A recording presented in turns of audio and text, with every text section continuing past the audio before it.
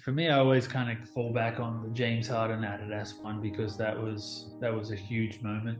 Here I am at the United Center, and here is the guy on court, one of the best players in the NBA, wearing a shoe that I had a hand in. Like it's got my name on the shoe. Deep down, everyone's an artist, and kids, if what we're talking about, are basically artists, and over time that gets knocked out of them. They get people tell them that's stupid, that's unrealistic, that's this or that. The same things they tell people that are trying to achieve dreams. But when you tell that to a kid, it, if you think back to when you're a kid and someone said something to you, it might have just been a passing comment, but sometimes those words stick with you. G'day. Welcome back to another episode of A Lot to Talk About. It is your boy, the captain of the ship, the man in charge, Bradley J. Driver. Of course, you can call me Brad. Blessed to be here today with a fellow Aussie, but a fellow Aussie who is, looks to be in a very sunny LA at the moment, the La La Land, the place where people go to make it big. And let me tell you, this man has made it big. He's made a brand and a business famous. He's made plenty of Aussies proud. He's our very own homegrown designer who's flown over there and made waves within, I guess you'd say, the high-end sports, leisure, and street style kind of space and place. I won't make out to be a fashion expert. That's him. So without further ado, from your home, your car, or wherever you are, give a very warm welcome to the one, the only, Mr. Daniel Patrick. How are you, brother? Hey, good. Thanks for having me. Mate, it's a pleasure. I love to start every show with, I guess, the story of where I first come across the guest or where I first met them. And for me, it was actually a couple of years ago, probably a good few years ago now. I was just scrolling through Instagram and, this collaboration between yourself and James Harden was thrown in front of me. And I remember reading the story because I quite like the first thing that popped out to me was visually how much I like the clothing. And I was like, oh, this looks cool. And like, I'm somewhat interested in fashion. I'd like to think I try to dress somewhat impressive. So, I'm interested in that space. And I read the article and it was, Aussie designer. And I'm like, oh, this is amazing. Like, how good is this to see a guy from Sydney who's gone over and made it big in that space and in that world? And from that moment on, I guess the brand for me becomes something that stood out and something that I watched and looked on as you continue to collaborate with people and continue to grow in this space. So that's where I first come about. And then it was a solo trip just a month ago to LA where I thought, I've got to get to Melrose and have a look at this store. And then I met your wonderful wife, Jenny, and, we had a chat and, she connected us through Instagram. So I feel very blessed to have you on the show. Yeah, no, I mean, I feel, well, I guess I feel blessed to be on the show because it's always nice to talk about, your journey and have a chat with people. And the podcast platform is always a good space to kind of get in front of a new audience that may not know your story. And we've had a lot of we've done a few podcasts in the past, and people bring them up to me, and I'm always and they things that I say resonate with them, and yeah, so it's nice to be able to talk about that. Yeah. Well, the pleasure's all mine, brother. And one thing I'll say is I love a good story. My passion and the reason I do this is because storytelling, for as long as I can remember, has been something I've loved. And when I was speaking with your wife, she started to share some of your story with me, which I didn't know. I was a stranger to at the time. And she spoke about, a younger Daniel Patrick landing in LA with 2 suitcases and $1,000 to his name. And I love that because it's such an underdog story. So talk to me about that moment. Well, if we kind of rewind a little bit from there, so I was working construction in Sydney for my uncle's company, and it's obviously not not my passion. I wasn't looking to be a builder or developer or anything like that. So there's other people in that space that's what they're going into it for. But for me, I was just purely doing it for cash. So it's kind of like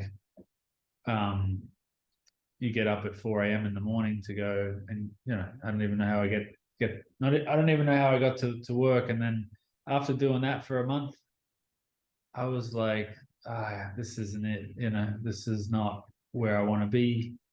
And I had met my wife on a previous trip to LA, and we weren't together at the time, but we were chatting back and forth. And then I just was like, I just got to go and give this a go, because I'm not happy where I am, and what I want to do is go over there. So I just booked the ticket, and I think I sold a bunch of I think I had like Air Jordans and stuff like that. I just sold everything I could, and just used that cash to kind of start a life in LA, and wasn't really planning to come back. That was, yeah. And that was what happened, really. I love what you said there about you weren't happy. And, for me, a big part of my life in the last couple of years has been recognizing that within my own journey and Yeah. going, well, I need to pivot here and make a change because, whilst construction, might pay the bills, or whilst what I was doing, real estate, paid the bills and, provided somewhat of a nice, cozy lifestyle, waking up in the morning and dreading getting out of bed was just not a feeling I could settle with for the rest of my life. Now, Yeah. you spoke about the idea of give this a go, and this, I guess, now represents a huge brand, a brand that's Yeah. known across the world. But I'm sure that that brand began as somewhat of an idea, somewhat of an inspiration.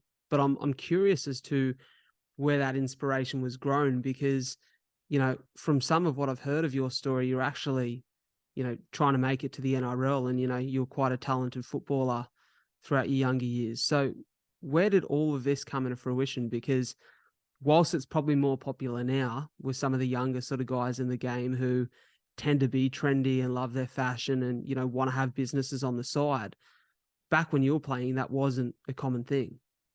Yeah. So, yeah, when I was playing, um, a lot of the boys weren't necessarily into fashion, and I was, So, and ever since a young age, I was always into, clothing and appearance, and what I wore and why I wore it, even down to like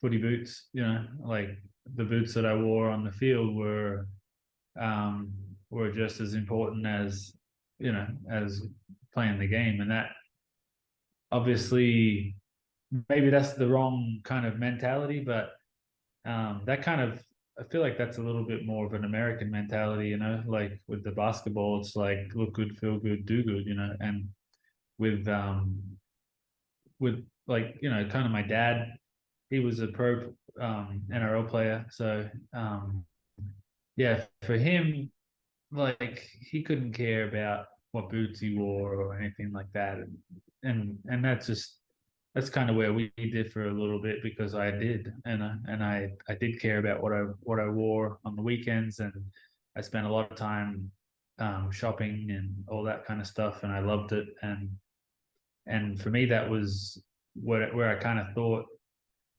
I came to a bit of a crossroads with when I was 20, because I was playing Jersey flag for the Dragons at the time, and yeah, we would train down in Wollongong where you are, like several times a week. Yeah, but basically, just where am I going? Like, I was like, where am I going with my life? I don't really want to. I don't know if I want to keep playing footy anymore, And there was some opportunities to go to France and play, and to continue the career, and that would have been a great lifestyle experience, but I just was kind of at a point where I was like, I want to find what my passion in life is. And as I look back on my life with a mentor that I had at the time, who's now passed away, but we would kind of work on my football stuff. And now, as I was kind of trying to work out what I wanted to do with life, she was the person that was kind of helping me with that too. And we kind of was looking at like the purpose, of Mm. what is my purpose. And I feel like everyone has a purpose, and from a young age, you know your purpose and you operate on it, And so if you look back over your life, and you look at what were you doing, 4 years old, 5 years old, 10 years old, and if there's a common theme across there, and then for me that was something to do with making people look good, making people feel good, and setting that example from myself as well. So when I kind of realized that, then I was like, it made sense to me why I loved fashion. It made sense to me Mm. why I loved to have, different footy boots and what I wore to the game and what I wore on a Saturday night when you go out, like Mm. that was all the stuff that I loved. And once I found that, okay, this is it, this is what I want to do, then I wasn't really interested in football anymore. So I gave that away and went into fashion, not knowing anything really, and just I took a course in a fashion college in Glebe in Sydney. Did that for a year, dropped out the second year, and then just started working a job in fashion. I did retail, I did um, ran a warehouse, and all these little things kind of added up to like, okay, when I have my own company, like it makes sense now, like the experience I got from this stuff. And so yeah, basically, I just wanted to find something that I liked doing and that I was passionate about, and that served the purpose that I have in life and what I want to achieve in my life. And of course, I want to be like I want to make money and kind of live a good lifestyle like that. But first and foremost for me was the purpose of like, okay, why do you want to do fashion? It's not like it's not an easy career. I don't think any career is easy. So it's like you may as well do something that you love, because you're gonna have to do it for like you're gonna have to do long hours. You're gonna have to do. It's gonna be hard work, and you're just gonna have to like do something. You may as well do something you love, right? For sure. So And brother, I love so much of what you said there. There's so many points I want to come back to from, yeah, your answer to that question. The first being you spoke about, that purpose that we're all connected with at a younger age. And it's so funny you say that because yesterday I was writing and I'm currently writing a book, and I was talking about the early years of my life and how it's funny how in the early years of your life, you are so connected to your purpose. Like if I look at what I'm doing now and then I look at myself as a 4-year-old kid, 5-year-old kid, it makes so much sense. Like it yeah, makes all I wanted to do was chat, tell stories. I was writing, I was making home movies. Like it's all the stuff that I done then reflects what I do now. But I think there's something that happens when we start to get a little bit older and we start to really observe the environment around us. And I think as we start to see other people, not that it's a bad thing, but we see other people fail when they try at things they love. And we yeah, see they're almost branded with fear because of that failure. And then the bond that you have with your courage and with that desire to pursue purpose at a young age somewhat grows further apart. And I feel like it takes a lot of intention to rebuild that courage as we get into our adolescence and our adulthood, to rebuild that connection with your purpose, to understand that it's okay to try and sometimes fall short of things in life. And for me, that happened a couple of years ago. I felt like I rebuilt that courage and, summoned that bravery to go, well, I'm actually going to give this a crack. I'm going to give what I love a crack and take that path and see yeah. where it leads me. Did it take a little while for you to build the courage to step out of the space of rugby league, especially that being a field and an industry that your dad had success in, somewhat becomes some of your identity too, to step out of construction? All these things take bravery. Yeah, yeah. I don't know if it took a lot for me to step away from footy. If but the funny thing is, if you knew me growing up through school and like the way that I approached my football was different to a regular teenager. It was like, this is what I want to do. And I pour everything into it. And the way that I got success in that area was just through hard work and dedication. And basically, I'd do weight training at lunchtime. I would train before school. I would train after school. I was 14 years old. I would go. We had one teacher in our school that was, and I was playing for the Roosters at the time. And we had one teacher in our school that was working with the flag side of the Roosters, and I was like 14, and I would just I would hop in the car with him, a couple times a week, and I would go and I'd go do weights with the under 20s at 14 or 13, Wow. and I just kept, yeah, I just wanted to be there. I wanted to live and breathe it, and so yeah, if you see me going into fashion, which one, football to fashion is a strange thing, like maybe less strange these days, but back then it was even more strange. And then also the fact that, like, here I was so dedicated to, playing rugby league, I guess. Yeah, I'm used to saying rugby over here because the nuances are different. But um, yeah, so basically you would have been like, oh wow, like you would just throw into your football. I wouldn't have even thought about like you would have done something else. But I also feel like being a football player was somewhat along the purpose of what I was trying to achieve, and setting that example for others. And as a kid, you look up to your favorite athletes and whatnot, and so it did kind of serve that purpose that I did find from when I was a kid. And I always liked dressing up as a kid. It was as a kid you dress up as this and that, and but yeah, that was another thing for me. I was like, yeah, I was always dressing up in costumes like Karate Kid, Ghostbusters, my favorite athletes, Michael Jordan, Brad Fittler, all these types of things. It was like these were my idols.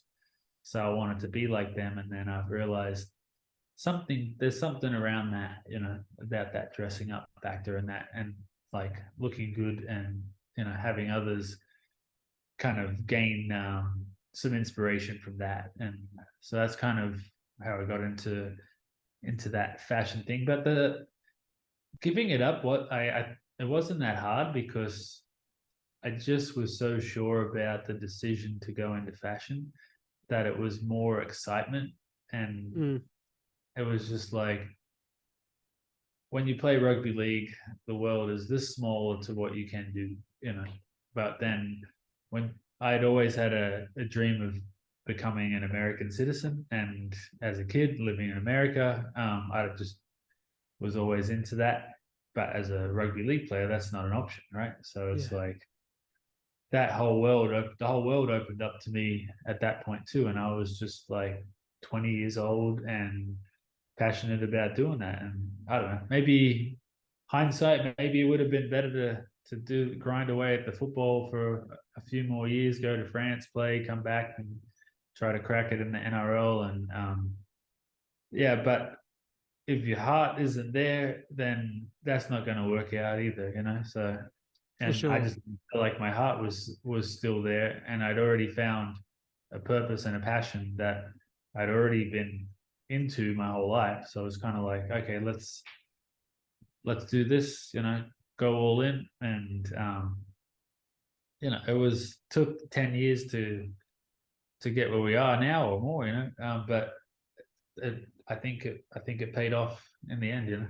So For sure. I've been listening to a book called 4,000 Weeks, and yeah, the premise of the book is 4,000 weeks is the time span of the average human life, right? If you live to around 80. And in the book, a big theme of the first early parts that I'm into, I'm a little bit of a slow listener reader. yeah, It speaks about this idea and this concept of where there is limited time in life to achieve all of the things that we want to achieve. We have to become comfortable and embrace the joy of missing out. And what you just said there kind of makes sense to me off the back of, listening to that this week, that whilst, in hindsight, that could have been the path to go back and really have a crack at the NRL and play in France. Ultimately, the joy of missing out on one of the things that you loved in your life has led to this great success and flourishing in the space that you're in now.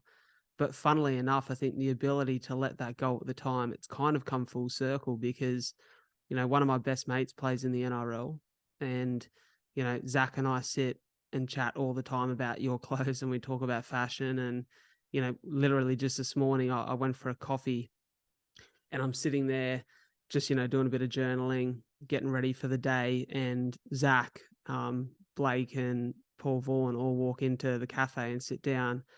And, we just start chatting. We're chatting about fashion. I've got your pair of your pants on at the moment, and You know, they're Yeah, like, "Oh, nice. when's Daniel on the potty?" I'm like, "He's on this morning." So we're having that chat, and they're like, "Oh, I love his kit." So the Yeah. funny thing is, I'm like, even though you've stepped away from that world, you're kind of still within it. You know, like you get Yeah. to be the fashion influence for those guys now, and something they love and they're passionate about. And, ultimately sport has become a big part of your brand. Yeah, I mean, and that's the thing. Like when I first started fashion, I didn't really know what my voice was and what I wanted to say, through the clothing.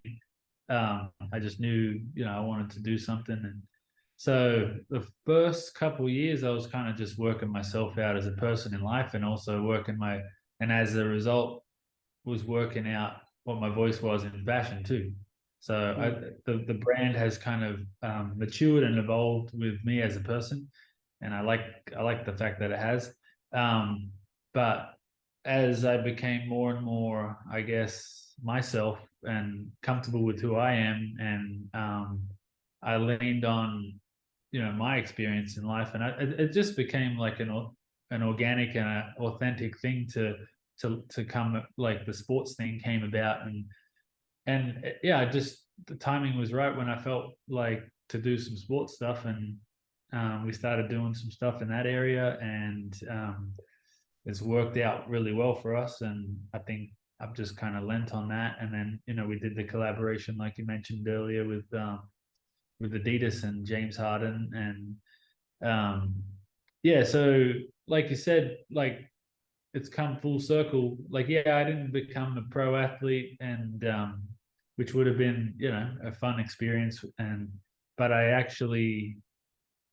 feel like sometimes that, even though I didn't make it, now I'm able to inspire these guys, like you said, and having worked with James Harden and making stuff with Adidas, and you have shoes on the court in the NBA All Star Weekend in Chicago in 2020.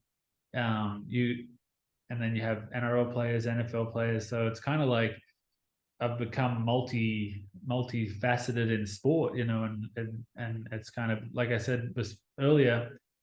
Rugby league was this big, and going into fashion opened up a whole world to me, and that was kind of like sports, like you said, sport has become full circle for that as well. So yeah. For sure. I love that everything you talk about here today, really to me, it screams at like it's been so important to you for the brand to be very authentic, to be very much, like you said earlier, a reflection of yourself. How much do you Yeah. think that, because quite often, and you know, to the contrary of what's happened to you, sometimes when something is so personal and so much of what you want to share with the world, it's not always the best fit for business, right? But I Yeah. think for longevity, when it's something that you love and it's something that speaks to you, it tends to last a little bit longer. But I guess in your case, it feels like it's actually been the driver of success. That like what you love and what you wanted to create has been the thing that people have attached themselves to within that brand. Do you think that's played a big role? Well, you look at like Steve Jobs as an example. Like he had a passion for making product, and he had an idea of what he wanted to make. And business wise, some of the stuff that he did maybe when you started out, it wasn't like the greatest idea of like, oh, this is great, but how are we going to sell a Mac for this price? And then he's like, don't worry about that. And then fast forward now, they're a $1 trillion company and built off the back of those ideas. And I don't even think that they've moved beyond those ideas since then. It's like we still have the same iPhone coming out. It's like, okay, it's just got a little bit more memory this time. We have iPads and all these things. It's all the same products that Steve Jobs gave us, and he basically introduced, like, you didn't know you needed this, but this is what you need. So not to say that I'm Steve Jobs of fashion, but it's kind of like you just you make what you love, and you're sold on your product, and you love it, you live it, you breathe it, you wear it. And that's what resonates. And that's kind of just how I operate with clothing. Is I make things that I want to wear, and I do keep in mind of the consumer, and I am in that regard. But all of my hits, so to speak, were just off, I guess, ideas and whims that I had of oh, we should do this color, we should do this, and that's just always been successful for me. So I just keep doing that. Yeah, I love that. Talk to me Oh, about yeah. the feeling of landing in LA, because I have a question that for me feels like it's something, it feels like a moment that would take real courage, real bravery to land in LA with an idea, a business, a brand that you want to create, that you want to bring to life is very intentional, right? Like, anyone you speak to, whether it's in entertainment, business, fashion, sport, if they're going to the States, it's because they're going to make it big.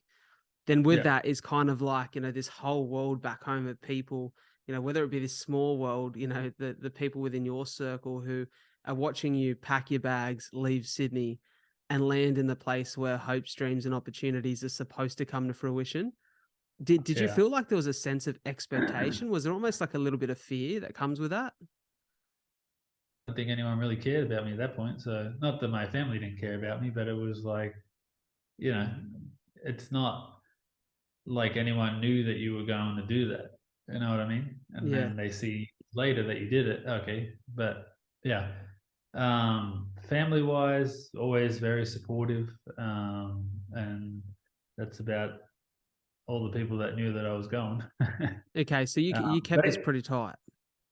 I wasn't even intentionally keeping it tight. It was just more or less that I just went and did it, and that was it. I wasn't really.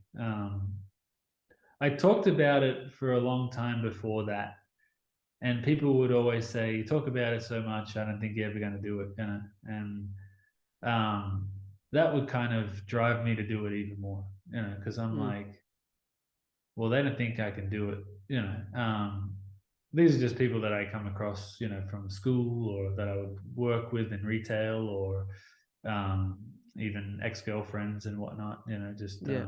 friends. And um, yeah, I mean, some friends, they don't say anything. Some people, they'd be like, yeah, it's not something that you could do.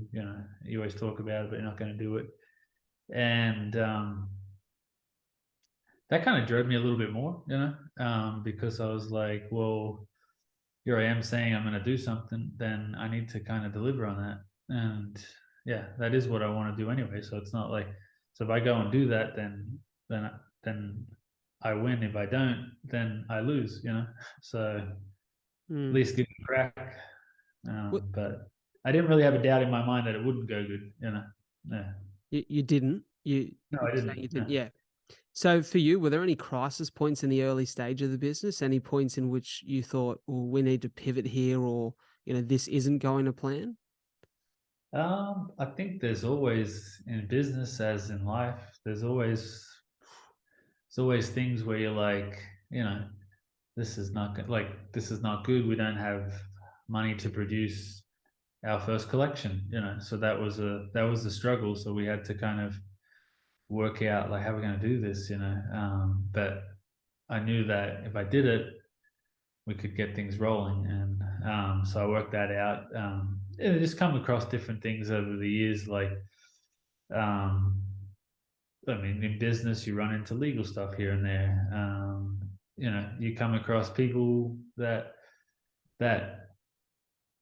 I guess don't really want you to win as well. Of course. And yeah, so you have to learn to kind of remove the thorns from the road and keep moving along the road. And yeah, so if you kind of get wrapped up in those thorns and stuck in the weeds a little bit, then um, that's where people give up and they go home with their tail between their legs. But yeah, I just kind of every time that I better one of those obstacles, you feel more formidable and just get to a point where you're like, doesn't matter what comes at us, we can better that storm and keep going.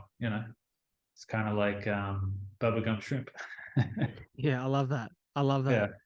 that. I have to ask, because there is a common misconception in life that you can't do things until you're ready for them, right? And people always talk about, oh, until I'm ready, like until I'm super prepared to do this, I'm not going to chance my arm and have a crack at it. Or until I feel really comfortable with that idea, I'm not going to embrace it. Now, there's been some huge moments in your business, the one that we've spoken about once or twice here with, the collaboration with Adidas and James Harden. When an opportunity like that comes up, is there a somewhat of a feeling in the gut that like, maybe I'm not ready for this? This is a huge step. I don't think I kind of have an idea of what I want to do, and then I try to get the opportunity to do it. So I kind of come up with a ton of ideas every day. I'm like, oh, we should do this. I should be a creative director for this. I should do this collaboration. I should do this collection. And then once you get it, and then you start to like, oh, now we actually have to do something here. Then it becomes a little bit daunting. But I don't sell myself as that. I don't think I could do it, and I always work it out, and yeah, I don't operate with fear. I kind of just operate with here's an idea. Okay, let's make it happen. Okay, then once we got the opportunity in front of us, then the work begins. Obviously, the work is to get the opportunity, and then the real work actually to make the product that makes the thing successful. So yeah, for me that becomes. I've noticed like there's been situations where I'm sitting in front of people and you know I don't I feel like I'm not sure what I'm doing, um, but I know that I do know what I'm doing. You know what I Mm, mean? for sure. So yeah, it's kind of like a little bit like you doubt yourself a little bit, and then you feel like, but then once you start working on it, okay, you know that you can do it. I think it's like in a game of football. It's like you're a little nervous to start, but you take a hit up, you take a run, you do something, and you're into the game, and then you kind of build your confidence from there. So yeah, For sure. Yeah, I love that. I think it's just the act of doing. It's actually a great quote. Fellow podcaster and a guy who had come on my show a little while ago, Cooper Chapman. He's a great lad, and Cooper gave me a quote that I really love. He said, "The act of confidence comes before the feeling of confidence," and I think that's what you're alluding to there, right? Like, yeah, for if you sure. if you act it, you do the work, you start to then form that belief in yourself as you move along, and then eventually that feeling comes. But yeah, I think I'd say that's a huge message for anyone listening who feels like maybe there are things in life that are out of reach or maybe they're not ready for yet. You don't really know until you try. So, you have to have a go. You have to have that self-belief. And then yeah, if you fail, there's no failure. It's just you learn from it, and it's just a learning experience, and you just keep going. You lift yourself up off the campus, you dust yourself off, and now you have more experience and knowledge for the next time that comes around. So I don't think that you should wait to be ready for something before you do it, because you may never feel like you're ready for something before you do it. So for me, I didn't have the opportunity or to go and work in fashion and create my aesthetic before I started my brand. I just was like, I'm gonna make stuff and put it out and kind of build my I guess brand identity through doing. And that was how I've always done it, because I just was like, well, one, I need to make money, sell clothes, make money. And so I just kind of I felt like I learnt by doing, and I learnt in the spotlight of making and selling stuff, and my craft just was honed by doing, and that was a big thing. Yeah. For sure. How would you explain your brand to someone who is not hearing, who hasn't heard about it and is hearing about it for the first time? Um, I think it's a luxury kind of take on sportswear. Would be the best way to describe it. But the clothes are obviously high quality, and more like high end, and that's kind of like the process is a little bit more detail oriented, and yeah, it's just something that's simple yet detailed, and Mm. it's clothes that you wear in everyday life, not necessarily you could wear it to the gym, but it's made to be worn in life. And so that's where the streetwear aspect of it comes along. And I think the way that the world is going, it's kind of a little bit more casual, and I think that fits our aesthetic. It's cozy, and but we also have other aspirations, I guess, to expand beyond just the sportswear aspect of it, while still keeping that same kind of DNA and that same sport vibe in it in the clothing. With like doing denim, doing leather, doing knitwear, all that kind of stuff. I've developed like different collections with that kind of stuff that hasn't been released yet, but that'll complement the sports aesthetic. And I kind of have always been interested in like high-low dressing, where it's kind of like you dress something up with a high-end item. So like your track pants, you dress them up with a denim jacket, or like you make them so you could wear that stuff out to dinner, or you could wear it down the park with your kids, like to watch their game on the weekend, or you could wear it to coffee, you could wear it to anywhere. It's like you dress it up, you dress it down, and that's kind of like that's what the brand's about, and that's what I'm about, I guess. I'm sure many people listening to this will have their eyes peeled for when that stuff drops. I'm Yeah, for really sure. curious, man. Talk to me about some of the pinch me moments in this business, in this journey, the quest of the last few years, because judging off what I see on socials, that there must be a few. I mean, for me, I always kind of fall back on the James Harden Adidas one, because that was a huge moment. And sometimes you don't realize the opportunity you have until way after that you did it. Mm. But I just thought to myself, here I am. I grew up like maybe when I was like 5 or 6, or at a found out about Michael Jordan. I was heavily into Michael Jordan, everything Chicago Bulls, Michael Jordan. And I had a dream to go to the United Center, which is where the Bulls play. And in 2020, that was where the All Star Weekend was, with James Harden wearing the shoes. And so for me, I was like, here I am at the United Center, and here is a guy on court, one of the best players in the NBA, wearing a shoe that I had a hand in. Like it's got my name on the shoe. And I don't know, that for me was just like a big moment, because just from where I had come as a kid, and it's kind of coming to fruition. And yeah, not necessarily that I'm playing on the court, but yeah, I feel like there's moments like that you just really have to look back and enjoy. And I feel like you have to create those moments again in the future, because For sure. you can do that once, but you have to perform that again. You know what I mean? So you have Mm. to so now that you've done that, you have to do it.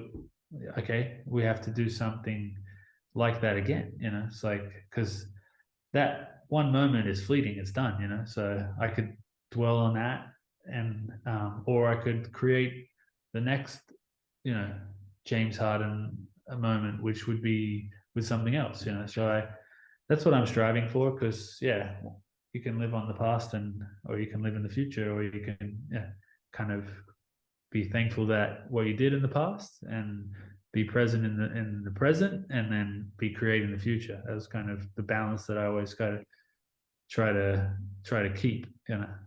Yeah, really well said, brother. I love that. And I know whilst like a massive part of the way that you look at this and you approach this is very much it's your journey, and you're doing something that is unique to you. I'm sure there's people who have been inspirations and somewhat mentors in your space. Have there been a couple of those? um I don't really have any mentors in my space, to be honest with you. um I mean, I have people that I look up to in the space, that kind of I look to, like Rick Owens or Ralph Lauren, or a Yoji Yamamoto, and that was kind of like how he had, Y3. So Yep. that was one dream I've had, is doing a Y3 with Adidas and having a long-term thing like that, how they have that partnership like a Stella McCartney type deal. So that's kind of what I look towards. But then I have people that are athletes that are outside the space that I look to, for either their fashion sense or their playing abilities, but like a David Beckham or something like that. So those are kind of like my heroes that I look up to, and Michael Jordan, another hero. Yeah, and I always feel like that you don't have to like just have something that's so specific to the one thing. It's like with what you do, you could gain something from me, and I do fashion, and I Mm. could gain something from you, and you don't do fashion. But or you can take a piece of information and you can apply it to what you're doing. It doesn't have to be anything specific. So Yeah, for yeah, sure. It's funny you say that. I've got on my wall at home a big piece of art, and it's a picture of Pharrell Williams. And for me, that just like represents a guy who is always thinking outside of the box. Um, it strives for multiplicity, loves to be doing different things and challenging himself in different spaces. And that's a guy that I take a lot of inspiration from. So, yeah, I completely get what you mean there. We can learn yeah, from everyone, right? yeah. Because we're not trying to be rappers or singers or soccer players or NBA players or this or that, but just the things you can learn from successful people. They kind of they can be applied and they can resonate in any endeavor that you kind of set out to achieve. For sure. How much of your drive now is related to your children? Because I think, your children are younger, but that's such a big step in life. When you bring children into the world, now you're a role model, and you're not just a business owner, you're not just a brand, but you're their everything. So how much of what you do now is, I guess, is backed by this thought of, my children will look at this, understand it, and translate it one day? Yeah, I think like for me, having kids is a major change in your life. And it's kind of like you don't really know what it's going to be like until you do it. And it really gets you in a position where you don't have monopoly of your time anymore. So your kids come first. And it changes a lot of things that you can do. For me, schooling is number one for my kids. So going to the right school that we think, like my wife and I think that they should go to. So that kind of limits, where you live at the same time. So you become less selfish and less about your endeavors, and then also you want to help them with their endeavors as well. So I think um, I think it's a good balance for life because it takes you, I don't know, like I said, it makes you less selfish in a sense, and um, you want to help their dreams and aspirations. And my son wants to play in the NBA, so I'm helping him to achieve that. He's 6 years old, but this is where it starts. This is where you have to kind of put that in. Otherwise, like 5 years from now, he wasted 5 years of where he could have been at. And yeah, I want him to have the opportunity to succeed, and I want my daughter to have the opportunity to pursue what she wants to do as well. And I've always had the opportunity to pursue whatever I wanted to do. And my parents always like I wanted to be an ice hockey player because of Mighty Ducks. So I went and kind of leans back on that dressing up aspect of things. But so I went and did that. Before I played footy, I did ice hockey.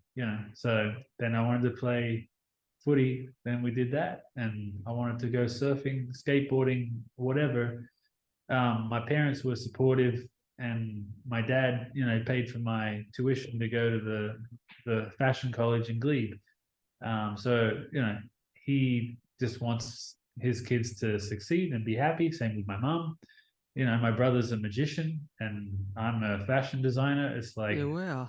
we're not doing the regular jobs, and there's nothing wrong with doing the regular jobs, because but we just kind of with like you kind of said when you're a kid, you do certain things, and then when you grow up, you kind of feel like, okay, now I have to kind of be serious about life, and I have to get a job, and I have to do this and that, and you feel like you have to do these certain things that have been designed for you to do, and it's kind of like, well, when you're a kid, you're kind of thinking like Disney. You're thinking like, oh, like this is a fantasy world. I can create this, and this. I can live in a castle. I can do these things. So as an adult, you get jaded by life, losses here and there, and things that knock you down. But you get up, and then you don't have that same. You don't look at the world the same way. Like if I looked at something, and then a kid looks at it, that kid's gonna be like, "That's beautiful," and I look at it, and I'm like, I'm not even noticing that. But so kids kind of look at things a little bit different to us, and I feel like if you can have that mentality you had as a kid, that kind of like the world is, like beautiful and magical, and you can achieve anything you want to achieve. It takes that to some degree to succeed. Yeah. Well, it's so true that, you could almost say kids are like the best fashion designers, right? Because when you let a kid dress themselves, they walk out and they've got the most eccentric outfit on, right? But the confidence that they have in that outfit, it sells it, right? You buy into that. And sometimes Yeah.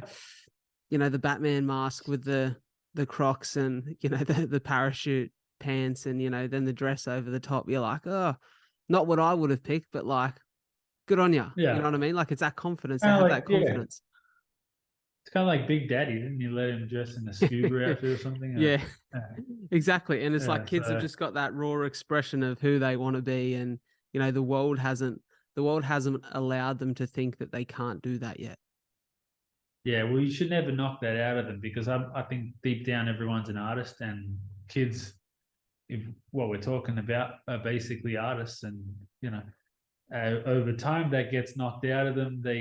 People tell them that's stupid, that's unrealistic, that's this or that. The same things they tell people that are trying to achieve dreams. But when you tell that to a kid, if you think back to when you're a kid and someone said something to you, it might have just been a passing comment, but sometimes those words stick with you, and it's like years later you remember it, and you're like, man, I remember when you said to me this as a kid, and the person was like, I don't even remember saying that, and but that kind of stuck with you as a kid in such a way that that it really kind of stops you from reaching again, For sure. or at least get enough of those, and you won't reach it all. Well, I So think we yeah, have such a responsibility as human beings to not only uplift the next generation, but to uplift each other. Like what you said there resonates highly with me. I remember, being, especially in my teenage years at school, like I struggled with my skin quite a bit. And it would yeah, be one passing comment about like, oh, your skin's broken out. And just like I went from being I could go from being extremely confident when my skin was clear to just super insecure, and just I'd shell away, like freak out about what people were going to think of me at school, and like all of this like raw expression and confidence that I gave to everything I did in my life was just shelved for a couple of weeks until my skin would clear up. And it was just these little passing comments that allow you to absorb yourself in that, I guess, that insecurity, that self-doubt, that negative talk. And there's still times today where like I wake up this morning, giant bloody pimple on my chin, and I'm like, oh, for fuck's sake, the day of a podcast. And you start, that negative self-talk, and then you're like, does anyone really care? I'm chatting to Daniel Patrick. They're not looking at me anyways. does anyone really notice though too? Because I have been speaking to you, and I have not noticed it until you mentioned it, and even now you mentioned it, I don't see nothing. So and it's kind of like, that's the thing, is like people are so wrapped up in their own selves, their own problems, that they're not really actually like, I mean, they do care, but it's like that like they got their own problems, 100%. but I can understand, like I feel the same way. A pimple here, and it's like, you want to put some cover up on it, but then when you put the cover up on it, you're like, oh, I'm worried if they notice that I'm wearing the cover up Yeah, on it, So then I'm just like, I'm just going to rock the pimple right now, because if someone looks at it and sees like a cover up on it, I'd rather than just see the pimple. So for sure, for sure. And you know what? You learn that as you get older. Like it's funny, we go from being carefree as children, then we start to care about everything through our adolescence, at our adulthood. We look at the way that other people look at us, what they must think, how they're processing the outfit decision, or the way that we look that day, or whether they think we've been training or not in the gym. And then you get to this stage where you get older and you start to not care again anymore. Like I look at yeah, my pop now, and my pop is getting to that age where I got a really great relationship with my pop, but he kind of doesn't censor what he says as much anymore, and like I find it hilarious. But I think like yeah, 10 years ago, he probably would have like been a little bit more mindful. But we have the best laughs, and I find him funnier than ever because he's just getting to that carefree stage of his life again, and there's something really beautiful about that I think we can yeah, learn from the youth and the elderly, and it's just a reminder to be as compassionate as you can to the people around you, and to uplift as opposed to keep people down. yeah, yeah. At the same time, like those comments, like you said, when people say something, they stick with a person, Mm, and um, yeah, I always try to be mindful of like, okay, if I said that to that person or mentioned this, that kind of might introvert them a little bit, and mm, I might not mention it, So yeah, like that's kind of, and some people, yeah, like some people intentionally do it to kind of make you introvert, and other people might do it by accident, they didn't realize. So if you kind of surround yourself with people that do care about you and want to see you win, then I think you'll give yourself a better chance of succeeding as well. If you get around these people that have these little comments at you all the time, then that can kind of drag you down as well. So um, if you kind of remove those comments from your life, then you'll be happier and also more able to succeed, I think. for sure. I'm big on the people I surround myself with, and I'm really blessed, man. One of the things that, if I look at the areas of my life I'm really grateful for, one of them is I just have amazing people around me. I've got the best group of mates who are just all caring, compassionate, like give their energy, the best family. Like, they say you can't pick your family, but I'd pick mine every day of the week. I love them dearly. And I'm just so Yeah. blessed to be surrounded by a positive circle of influence. I can see that fashion, and especially at your level in fashion, where you're collaborating, meeting with, chatting, and meeting new people all the time, that you would have many acquaintances. But do you tend to keep a tighter inner circle, the people that you go to consistently? Yeah, I just don't have a lot of time to hang out with people, Mm, which is unfortunate, but I do have a large amount of speaking acquaintances though, that I talk to, you know, some more serious than others, I guess, or others more just like, kind of surface conversation type stuff.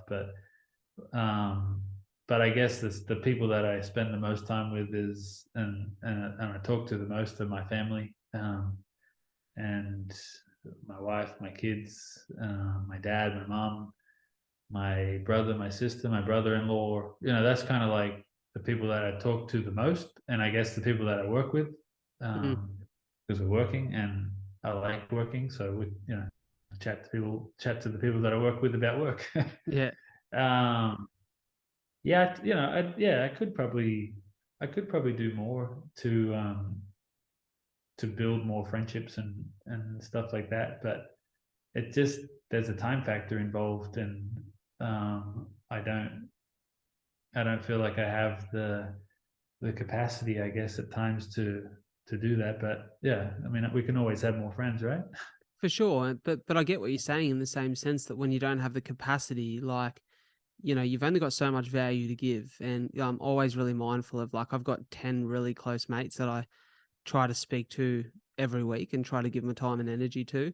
And I'm always Yeah, very conscious of the fact that, like, with them and then my family, I don't have a lot of time outside of that. I'm trying to grow things from a podcast level, write a book, speak on stage. There's only so many days in the week, so many hours in a day that if I start to like grow that circle too much, don't get me wrong, like I've got plenty of mates I'll, go for a run with or have a chat with on Instagram, or every now and then there'll be a text back and forth. But I'm like, that value that I have to give and like that love, that care, attention, can only be given to so many people before it's diluted and I start to forget the importance of those people who are really close. So I completely get what you mean. You've only got so much capacity. Yeah. I mean, you can expand your capacity, but yeah, for me, I'm like, if I'm doing projects, I want to be able to do that project well. So like, if I got 10 projects, yeah. I mean, like I said, I always think that you can do better, be better, and expand more. And so I always kind of try to do that. But yeah, you kind of got to do it in a way where you don't spread yourself too thin as well. Yeah. For sure. Hey, Dan, we've come to the part of the podcast where I ask 5 questions and 5 answers. It's a consistent theme now in the podcast. I will say, sometimes I do forget one of the 5 questions and just have to roll off the top. I've done it so many times, but sometimes I forget them. But the way that we release this part of the podcast is for those of you who have been listening to the full episode so far. This is like the conclusion piece. And there's some of you who might be hearing this separately or watching this separately. And this is almost like a great trailer to then go and listen to the full chat. So, Dan, my 5 questions for you begins with the first. And the first is, if you could recommend only one book or podcast to someone listening, what would that be? One book or podcast? That's a tough one. I have many books, but I'm just trying to think.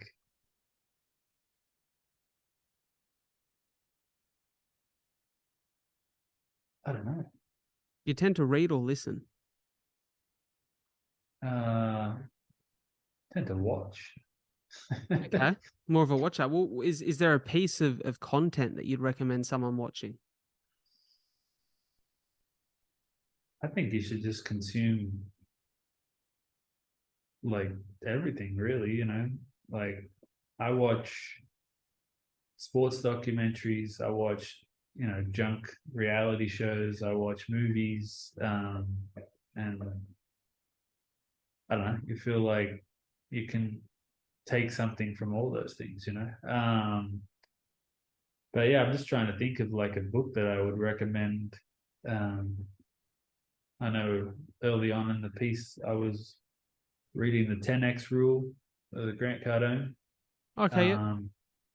That one was, and then when I was playing rugby, there was a book by Michael Johnson called Slaying the Dragon. I've heard of this, That was yeah. kind of, yeah. And I got a hold of that book from a friend.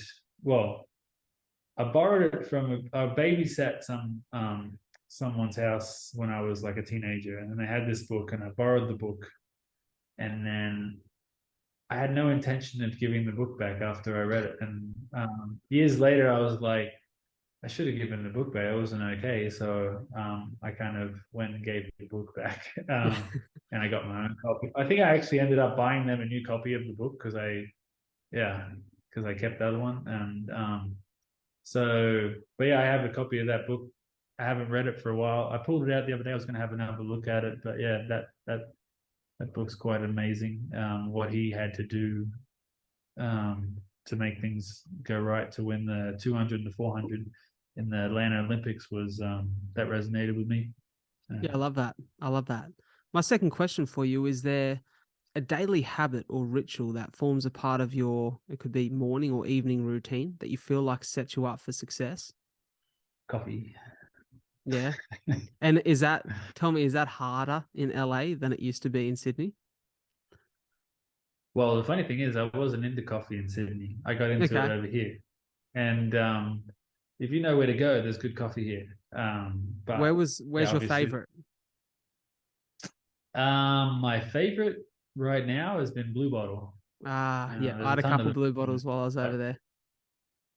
Yeah, and for me, just yeah, I always get a good quality. It's called a cortado Gibraltar. I don't think you have it down there because I came I felt like I was speaking a foreign language when I tried to order a coffee. When I went to the grounds Oh yeah, yep, and I got on the plane. We went straight to the grounds pretty much, and I hadn't been to Sydney for 8 years. And I started asking the guy, "You got a cortado? You got a Gibraltar?" And the guy looked at me like I was like speaking another language. yeah, And I was like, "I'm sorry, but I feel I'm from here, but I'm not from here, I guess, because I don't really yeah. know." What? So what's Yeah. a Gibraltar? How would you explain it? Have Is it like a filter brew or? No, it's in between I guess it's bigger than a piccolo, but it's smaller than a flat white. So it's on milk? Yeah, it's espresso on milk. It's like but it's to do with the amount of milk is in the coffee. And I don't like my drink milky. I like it strong coffee. Like I like the taste of coffee. And um the Gibraltar is the size of this shot glass called a Gibraltar glass. And Okay. that is the perfect size of um like of the coffee of the for me the milk to coffee ratio. So yeah. See, maybe I should have spoken to you before I headed over because that sounds very similar to what I'd have back home. But when I went over there, I had a similar experience. I walked up to the counter and I was Milky. like, "Do you have an almond Yeah. magic?" And they're like, There you "What?" go. Magic is exactly what I worked out was the exact size Yeah, coffee that I ordered in Australia. yeah. So it's And I like learned double that Riz one. shot on 3/4 full. Yeah. Yeah, That was that where did I learn that? I think I that's a learned that Melbourne in thing. Melbourne. Yeah, it's a Melbourne Melbourne thing. has the best coffee. They do have very good coffee. I lived in Melbourne for a year in 2018 while I was working in real estate, and you are very spoilt for choice. Like it's quite good. Yeah. Any place has good coffee. But there's obviously other places have there's better places than others. But I when I went to Melbourne, I was trying to drink decaf for that time, which was stupid. Yeah, But I went to one coffee shop called I think it was called Every Day. It's called Every Day. It's every in the day. CBD. Okay. They did, and I got a decaf. Like I guess what did I order? I think I got a decaf magic, and you wouldn't even know that thing was decaf. It was so good. So good. Yeah. They're pretty good these Yeah, days.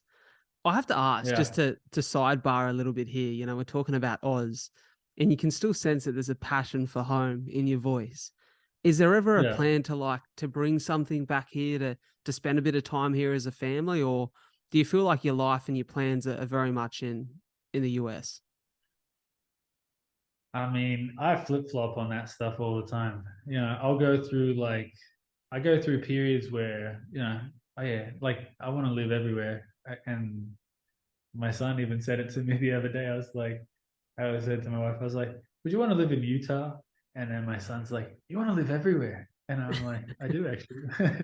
um, and it's funny because I do have that intention to have my kids kind of be closer to, I guess, my family and Mm, like have a bit of taste of what it was like for me to grow up there. So that last trip, I was kind of planting some seeds in terms of like um, creating more opportunities for me to be back in Sydney, yeah. so or in Australia in general. So yeah, I have a manager who's based in Melbourne. Okay. He deals with a lot of athletes, not only in Australia but all over the world. Like he has NBA athletes and whatnot. And but yeah, I've been working with him, and he's been really great to kind of plant those seeds for having that as an opportunity to be in Australia more. I do like it there. There's some things I don't like, and there's some things that I do like. Yeah, so Yeah. the things that I don't like can be a bit of a deal breaker though for living there full time. What, if you don't mind me asking, what would they be?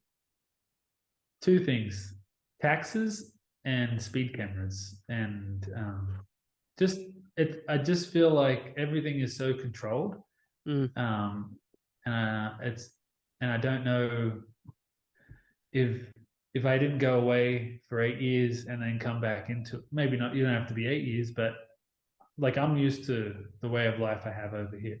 Yeah. So you go away for 8 years, you tend to have a different perspective and see a different thing to somebody who's in it. You know what I mean? Mm. And this isn't. I kind of said this to someone the other day.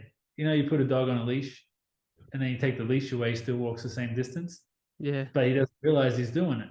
You know, so it's Yeah. kind of like I I didn't realize like how, I guess, how bad it was in terms of like those things. And I don't necessarily want to say this on a podcast for people to be like, oh, he's just bagging on Australia and whatnot. But you know what I'm talking about, though, I right? do, yeah. Man, Yeah, you're preaching to the choir. I just got $600 worth of speeding fines from Canberra. that's my point. That's Cheeky my point. bastards. That and the cameras weren't signposted, like Not only that is it cheeky, it's fucking expensive. bloody oath. Like six Bloody hundred oath. dollars. Like how is that worth $600? And on top of that, you got to pay tolls to use every road. You Mm. know, like the cross city tunnel, you go across like 1 mile road. It's like six bucks. You know, and then you Yeah. come back, and I think maybe one way you don't have to pay, but I can't remember. And then not only that, you come out of the tunnel and it's 40 kilometers an hour, and I'm just like, who the hell can drive 40 kilometers an hour? Yeah. And now the stupid thing is that when they brought the school zones in when I was back when I first started driving, this was they brought the school zones in, and they put the speed cameras around the school zones so that you go 41, you're toast. Yeah. But now they have it where it's like you have a school zone, and then like after the school zone is still 40. So I'm like, what's the difference? Like you're going 40 anyway. So it's like, yeah, Exactly. Yeah. soon it's I going to get be ya. 30. I've got a proposition for you. When you decide that you want to come back and spend some time in Oz, just come to Wollongong. Yeah. No, no tolls, maybe 2 or 3 speed cameras. I know you're a Dragons fan. Get you down here Yeah. in the Gong. You've spent some time here before. Just set up home base here. Yeah.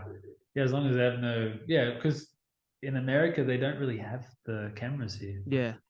And everyone drives like say the speed limit is 50, people drive 65, people drive 75, 80. This is miles an hour, Yeah. so um and that's like normal. So if you're driving 70, you know Mm, coming up behind you, like, come on, let's go. So exactly. Yeah. like, but when I first came over, I was so trained to stick to the speed limit at 65 and not a notch over.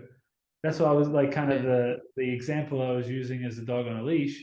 Mm, It takes a minute to train that out of you, for because sure. it basically trained into doing that. And then when I went back with my wife, and she's American, and she's like, why are you driving so slow? And I'm like, because if I drive faster than 40, there's a speed camera up here that we're going to get done at. And I don't know where the Yeah. speed cameras are and they're not, because I don't live here. Yeah, exactly. Yeah. Yeah. Well, I heard you had a not bad tour guide in Sydney though. Gus Crichton behind the Oh, wheel yeah, for a yeah, bit that of was it. Yeah. fun. Yeah, yeah. And he was driving, so I didn't have to worry about the speed cameras. So, Yeah. Straight onto his bill. yeah. So, I I want mean, yeah. I want to dive into this third question with you because I'm mindful of your time. The Yeah. third is, what's a challenge that you've had over the course of the last few years that has required the most growth to overcome? A challenge. Um,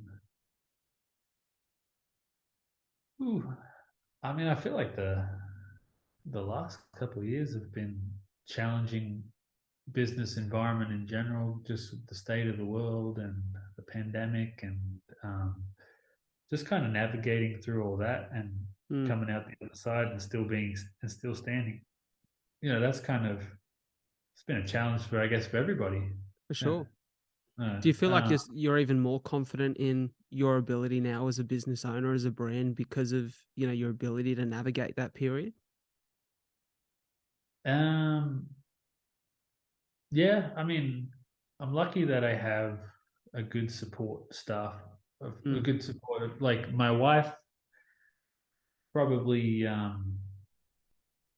navigated it more than I did, but yeah, she's kind of the person that I lean on, and it's kind of good to have that other person that kind of that you go through it together with, because For sure. I think it's always good to have a partner to do stuff with. But yeah, I guess that's been tough, but go through tough stuff all the time, and we just always work out a way. That's always been our mentality, that there's always a solution. That's always been my mentality. I love that. Very well said. My fourth question for you, Dan, is there a skill that you're in the process of trying to master or an attribute that you've developed that serves you well in your life right now? A skill.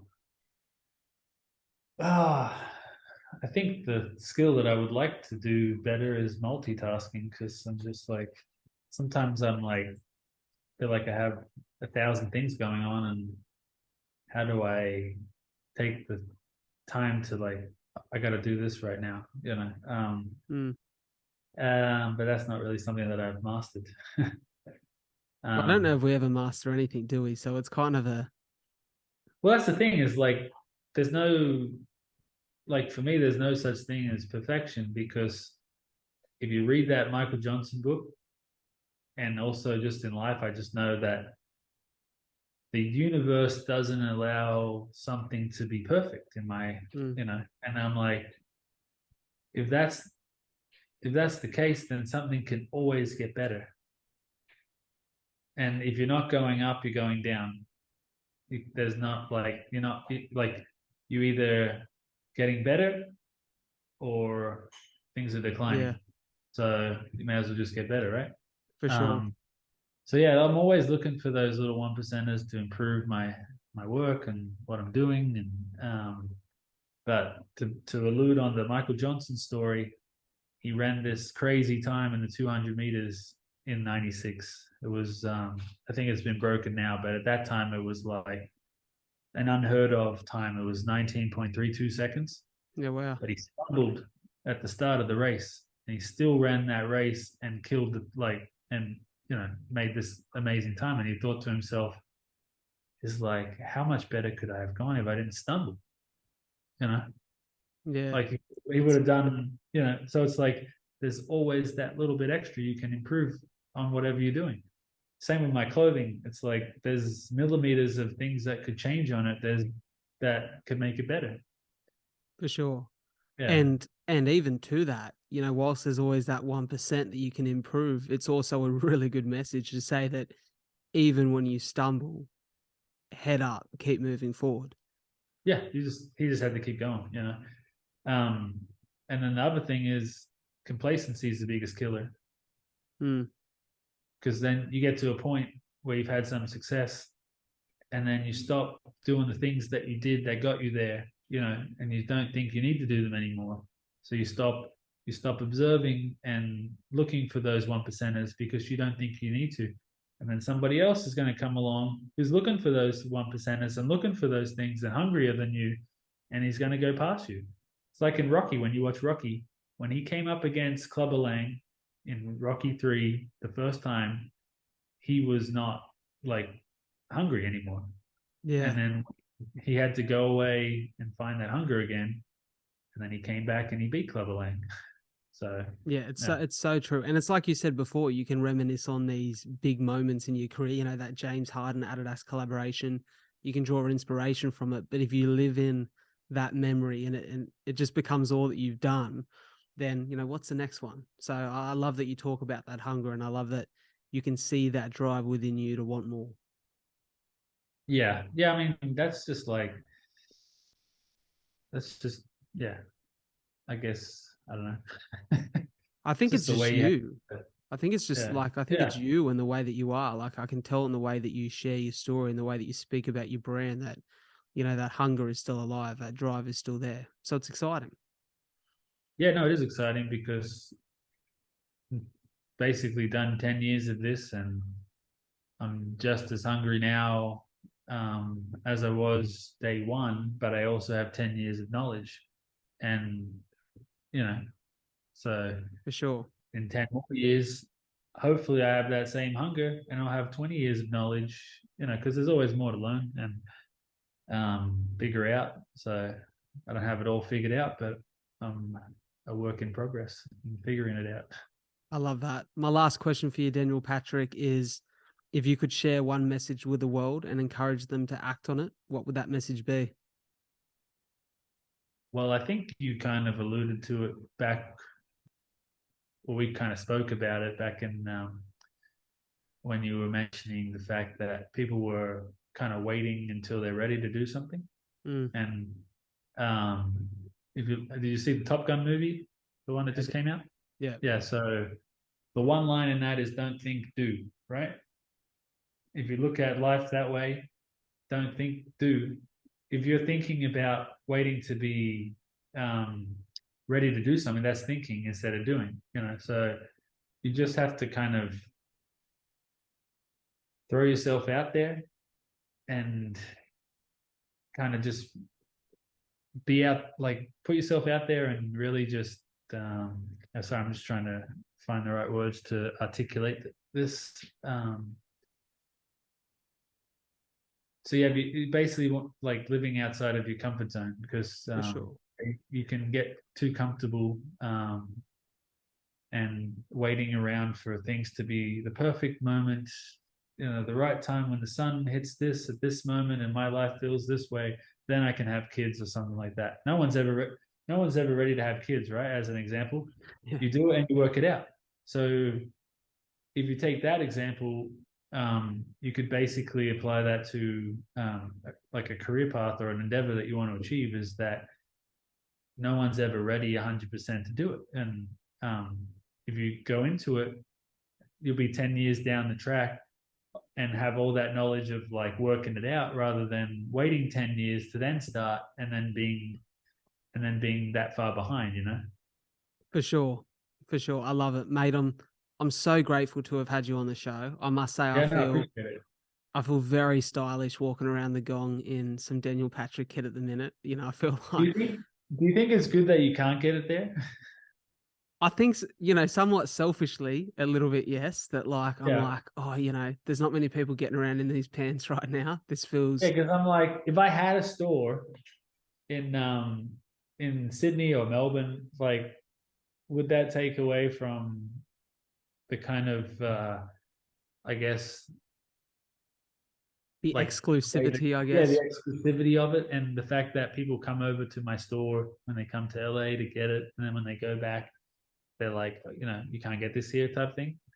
Well, there's two things that come to mind when you say that. There is the selfishness within me that says I like being a little bit different with what I Yeah, wear.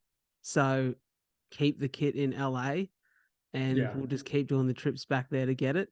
But the other selfish part of me says it'd be nice to have Daniel Patrick down under again. yeah. So I think inevitably, Okay. No. one day we'll see that brand, we'll see a shop front, and we'll be seeing a whole lot more of your kit here in Oz. And I hope that day comes for the sake of the success of your business and everything you're doing. I'm, like we said before, whilst we are in very different fields, I feel like I can learn a lot from you. I'm very inspired by your journey and your story, your willingness to make things work in spite of, the fact that challenges and roadblocks will be presented in front of you at all walks in our life, in our quest. And mate, I'm just so happy to see you successful, happy, with an amazing family. I'm very grateful to your wife, who was very lovely to me when I come into the store. And whilst I was feeling a little bit lonely over there solo by myself in LA, she gave me a great conversation and was very welcoming. So thank you so Yeah. much for being a part of this. Yeah, no worries. Thanks for having me. And yeah, I know I've learned a little bit about your journey and the things you've overcome in life. And so yeah, I appreciate you being able to learn from my journey. Mate, pleasure's all mine. Thank you so much. Thank you.